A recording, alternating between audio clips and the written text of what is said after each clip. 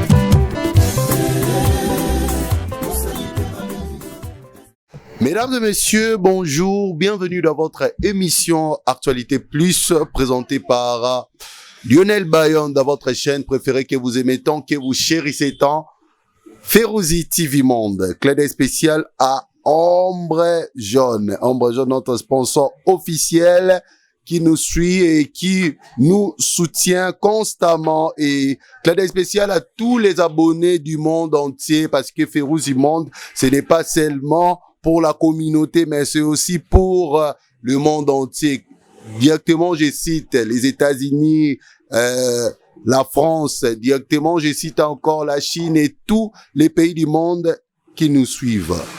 Mesdames et messieurs, aujourd'hui, on va parler de la dépréciation du franc congolais face au dollar, mesdames et messieurs. Oilinge kolobana lingala, kokita ya mbongo, na mboka ya Congo franc congolais et komi mwana valeur dollar ekiti. Aujourd'hui, je vais parler de beaucoup de points qui vont vraiment faire plaisir à tout le monde parce que kokita ya dollar bato ebele ba osepela nango, bato ebele pe ba osepela nango te. Ba imboka ebele bazo nyonga, ba imboka ebele pe bazo sepela. Banani bazo sepela, banani bazo nyonga. On va parler de ça dans cette émission. Binomo boyebi, na émission na biso to bandaka. Émission te ça ba adage. Adage na biso ezali, les défis du dollar peut créer des zéros nationaux, c'est-à-dire les crises forcent à se relever. Na bandeli, les défis du dollar peut créer des zéros nationaux, c'est-à-dire les crises forcent à se relever. C'est-à-dire il y a des gens oyo kokita ya dollar et aider bango ba avancer, ba évoluer, ba perfectionner, entre autres, ba changer bazo sepela. Et ça moment ya ba changer o bazo bikela parce que dollar ekiti ba ebi ba technique o ya rosala pour que ba gagner ebele. Mais pas ya ba imboka population. Est-ce que bazo sepela? Est-ce que bazo monango bien? Nalobara toujours une émission où il y a aucune arme qui est plus fort que l'observation. Lorsqu'on observe une chose, on comprend bah point négatif, na positif. Nenge dollar et kiti. Est-ce que bah bazo bénéficier nango yango wana to bandi sur ba point. To banana on a ba point oyo, ils allaient ba point important mesdames et messieurs, ba point ils allaient positif. On va parler des points positifs dans cette émission pour que permettre tout CP là. Ndenge dollar ezaki na 28 et kiti na 24. C'est-à-dire monnaie locale est renforcée et cela a des effets importants sur l'économie. C'est-à-dire ndenge monnaie locale est renforcée, économie na biso et to mbwama. So vous remarquez biloko ndambu pe ekiti. Mais na quasi totalité te. Mais biloko ndambu ekiti. C'est-à-dire ba renforcer économie. Pouvoir d'achat et ça peut améliorer.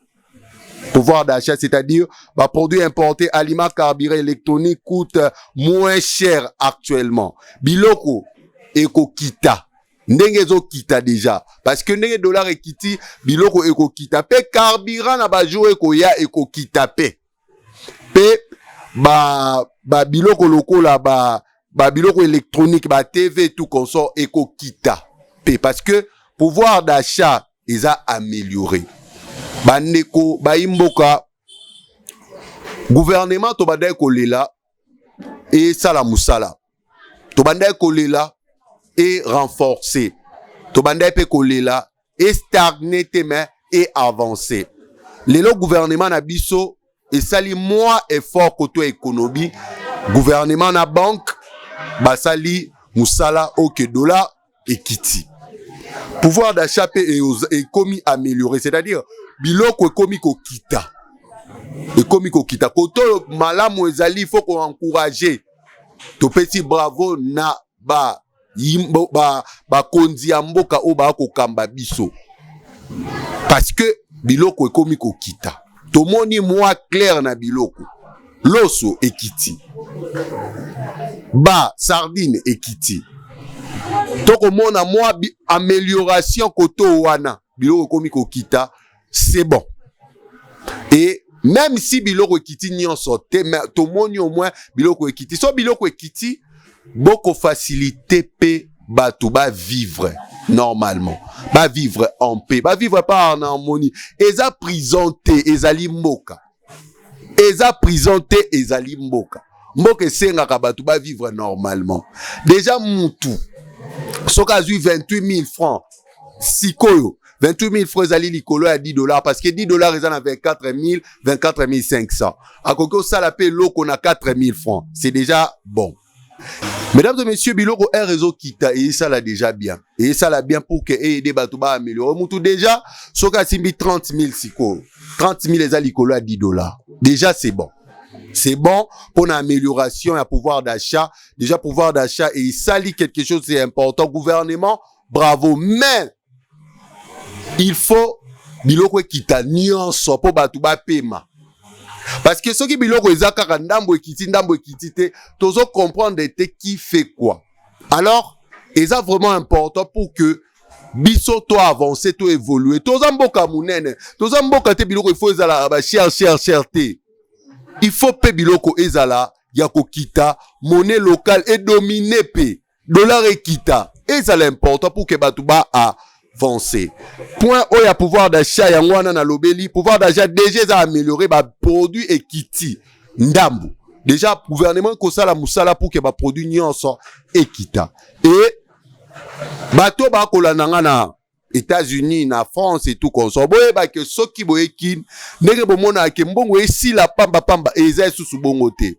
Eza sous bongote parce que biloko est komiko kita. Le pouvoir d'achat, ils a amélioré déjà. Babiloko ezo kita, babiloko électronique da d'ici peso kita. Et ça vraiment important pour l'amélioration ya mboka. Et deuxième point on a zoloba importation facilité, c'est-à-dire ba commerçant na ba entreprise o ba som babiloko à l'étranger na coût ya faible ba ko répercuter ba prix na bango. C'est-à-dire bato ba som babiloko ya cher libanda. Moi, bate quand sous cher makati ezate parce que biloko komi ko kita, dollar et kiti. Et lobaka mute mamabe et salama parce que importation est comme une facilité. Mutako ya nelo kwa sombi libanda cher makasi. Awa otango cher makasi te, oso bango otango na pré, c'est-à-dire dollar ezo facilité ba tout tâche actuellement. Les autres facilités ba tout tâche parce que l'importation facilité et ko sunga batu ba s'améliorer. Le mutu loko asombe loko là il y a $20 libanda.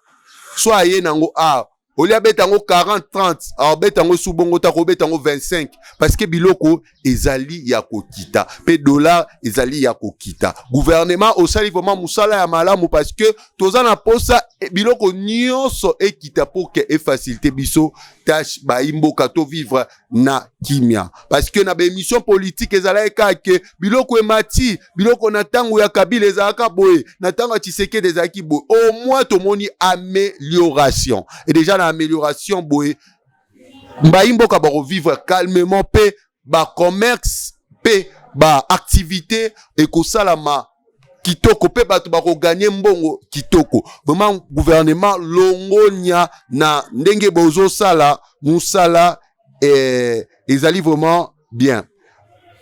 Troisième point, il risque des baisses des recettes en déficit, c'est-à-dire moins de sport, moins de dollars qui rentrent, ce qui peut déséquilibrer la balance commerciale. Et si je peux ajouter un point qui est important, et dans notre pays, on a des choses qui sont importantes. On a l'avenir de tout un chacun. On a la conception de tout un chacun et on a la capacité de dire non et de dire oui na population nyonso.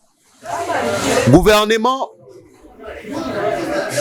na avance au sali sur dollar, c'est-à-dire batu bakomi ko sepela parce que dollar ekité facilité batu tâche, biloko zo kita ezo facilité batu tâche.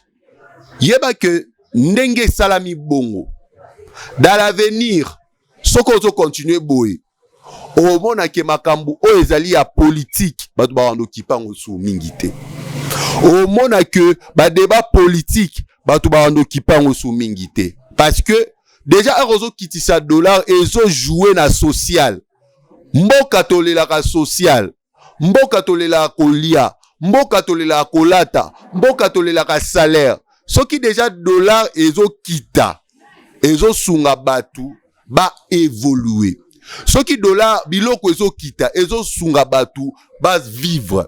Soki biloko ezo kita ezo sunga batu ba koma ko réfléchir na mutu parce que population lelo bazo réfléchir sur na mutu te. Population comment réfléchir na libumu. Alia mutu sora za déjà na libumu na mutu aza na cerveau, mutu cerveau aza na capacité à ko dominer pe à ko orienter. C'est pour cela pona ko lia ba India bazo sakana na biso pona kolia ba chinois bazo sakana na biso pona kolia ba tualibanda bazo mona biso pamba pona kolia Kongola zo luka akende ko luka vina Angola pona kolia mais azo tika o est important na mboka na c'est-à-dire ouverture to orientation mo quelconque o ko sunga parce que kolia ezo permettre mutu avanda na mboka na été gouvernement bo bunda na initiative oyo ya baisse ya dollar aux alliés dépréciation allais-je dire ya monnaie bobunda ezala fixe pour que et permettre ba imboka ba vivre mboka eko évoluer soki batu ba régler ba problème ya libumu mboka eko évoluer soki batu ba komi ko réfléchir na moto mboka eko évoluer soki batu ba komi ko comprendre nini eza a nini eza B. Mutu allié te atondi te. Mutu o allié te azo comprendre te. Oh bando mona bien te. Toza na mboka moko batu soki oloba non ya oloba oui. Toza na mboka moko o même lipa ekoma luxe. Toza na mboka moko oyo même ngombe eza luxe. Toza na mboka moko oyo même mutu pa voyager na matadi na ba frais na ye ekoma luxe. Bokitisa dollar gouvernement na biso na banque musala kitoko bo sala yango constamment pour que permettre batu ba vivre ko vivre ya mboka ezali ko dépendre kaka na ndenge bino bo diriger mboka ko vivre ya mboka ezali ko dépendre kaka na ndenge bino boza na vision ya mboka ko vivre na mboka ezo dépendre kaka na ndenge bino bozo mona avenir ya jeunesse ya lobby parce que o bozo sala so bo jouer mabe mboka koke mabe so bo jouer kitoko mboka koke kitoko so bo jouer na aveuglement mboka eza pe na aveuglement. So bo jouer na distraction, mboka eza na distraction. Ko kita ya dollar oyo facilité batu ebele. Ko kita ya dollar oyo kolia e koma eloko te. Soki mboka kolia eza luxe. Est-ce que raisonnement e kozala ndenge nini? Na loba adage moko c'est important. Kolia mukie et pe saka raisonnement mukie. Kolia normal et pe saka raisonnement ya lobby. C'est-à-dire kolia ya mukie et pe saka raisonnement mukie. Kolia ya normal et pe saka raisonnement ya lobby. Totonga libumu pour que totonga lobby. Mais soki tozo tonga libumu te lelo. Lobby na biso pe ko tonga mate. Lobby na biso ko tonga mate. To senga bino ya mingi te. Na to senga bino l'essentiel. Parce que l'essentiel, c'est ce qui construit la nation.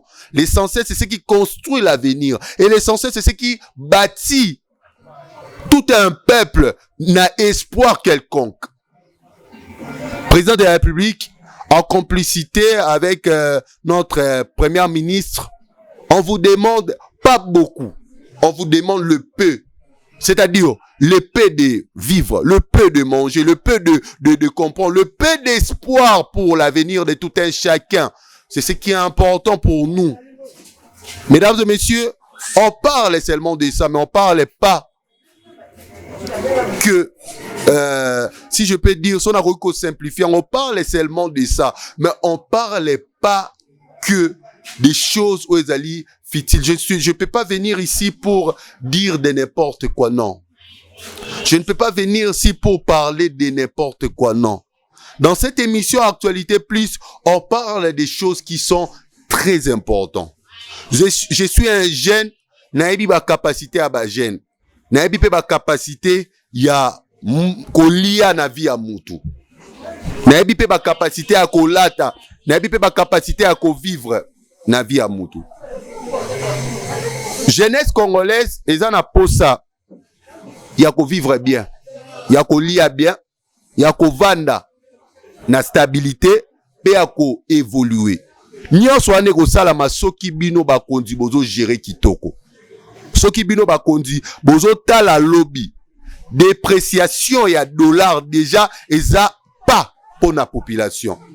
Eza déjà pas pesa déjà volonté au biso to moni aver bino ba kondi. Bosunga peuple. Bosunga peuple na évolution. Bosunga peuple na perfectionnement. Bosunga peuple na clarté. Pe bosunga peuple na espoir. Soto zongi sima. Chine le ka bisote. Soto zongi sima. Chypre kutu tokoka kotanga ngote. Soto zongi sou sima. Japon tokoka ki ko lobate ki aleki biso. Mais o esali biso ezali parce que to perdre eloko moko o ezali gérance principale ne to perdre yango. Yango o to moni eza volonté. Vraiment idée oyo Actualité Plus et soutenir yango dépréciation ya dollar vraiment to soutenir yango. To soutenir yango à 100% pour que et puis sa évolution na population, et puis sa évolution na jeunesse, et puis sa évolution na ba certains nyonso. Pour que kolia mutu asalela su muninga fierté pour na kolia mutu adoke la muninga likolo kolia lisuté. Donc c'est vraiment ça ce qui est important. J'aimerais maintenant parler des adages. Mesdames et messieurs, on continue. Abonnez-vous massivement sur cette chaîne Ferouzi TV Monde. On parle seulement de l'actualité qui domine la dépréciation, allais-je dire, des dollars dans notre très cher pays, la République démocratique du Congo. Mesdames et messieurs, j'aimerais parler maintenant des adages qui sont clés, qui vont permettre à ce que la population puisse être éclaircie sur des points qui sont importants. Il y a liboso dans l'obadage, il y a ponachité, mutu, akoma kanesikas oyo esengeli. Soki a comprendre siko a telemeli pe ayebi ndenge nini akomi bongisa mutu akoma kana esinga esika oyo esengeli soki à comprendre sika oya telemeli pe ayebi ndenge nini ya komi bongisa. Wana eza premier adage. Deuxième adage, mwasi na mobali batambolaka kaka na eloko moko, babengi gérance. Na kati ya gérance, émotion ezalaka te. Na kati ya gérance, eloko ezalaka eza patience à long terme. Troisième adage, mboka puke etambola esengaka bato balobaka langue ya baninga te, mais esengaka bato baza na bolingo ya baninga. Mboka puke etambola esengaka bato bakoloba langue ya baninga te, mais esengaka bato o bakolinga baninga. C'est par cet adage que j'ai terminé cette émission. Clin d'œil spécial à Close Designer et clin d'œil spécial aussi à Kevin Kigoma et à Kevin Atemba, mon frère le docteur Kevin Atemba, et aussi à ma famille Normi Bayonne, Benny Bayonne, Rosie Bayonne, Mama Lina Ngwata et Toukou. Et clin d'œil spécial pour clôturer à Ombre Jaune, notre sponsor officiel. Mesdames et messieurs, je clôture cette émission. J'ai dit seulement merci à notre gouvernement. C'était Lionel Bayonne. Ciao.